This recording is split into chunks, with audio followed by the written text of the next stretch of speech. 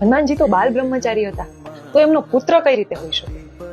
આ કથા કંઈક આ મુજબ છે કે લંકા દહન કર્યા પછી જ્યારે હનુમાનજી પોતાની પૂંછડી પર લાગેલ આગ બુઝાવવા સમુદ્રમાં ગયા, ત્યારે અત્યંત ગરમીના કારણે પરસેવાનું એક ટીપું તેમના શરીર ઉપરથી સમુદ્રમાં પડ્યું.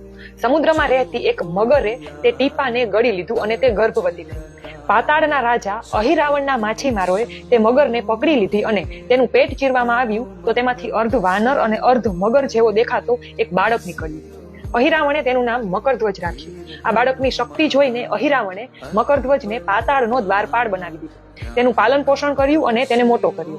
ત્યારબાદ રામ અને રાવણના યુદ્ધ વખતે અહિરાવણ જ્યારે રામ અને લક્ષ્મણનું અપહરણ કરીને પાતાળ લોકમાં લઈ ગયો, ત્યારે હનુમાનજી રામ લક્ષ્મણને છોડાવવા તેની પાછળ ગયા. ત્યારે પહેલી વાર હનુમાનજી અને મકરધ્વજનો મિલાપ થયો. પાતાળ લોકના દરવાજા પર જ મકરધ્વજે એક દ્વારપાળ તરીકે હનુમાનજીને રોક્યા અને અંદર જવાની ના પાડી. ત્યારે હનુમાનજીએ આ બાળકનું તેજ જોઈને તેને તેનો પરિચય પૂછ્યો.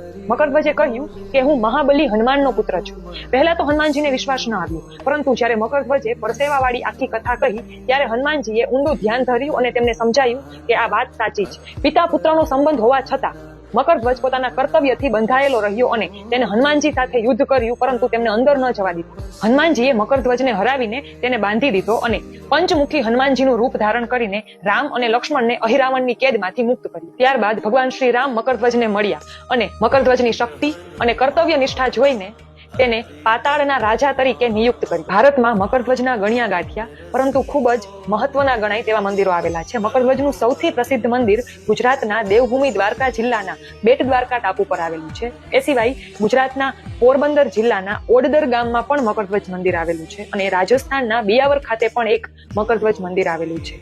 તમને આ વિડીયોમાં આપેલી માહિતી પસંદ આવી હોય તો તેને વધુમાં વધુ શેર કરો. જય શ્રી રામ.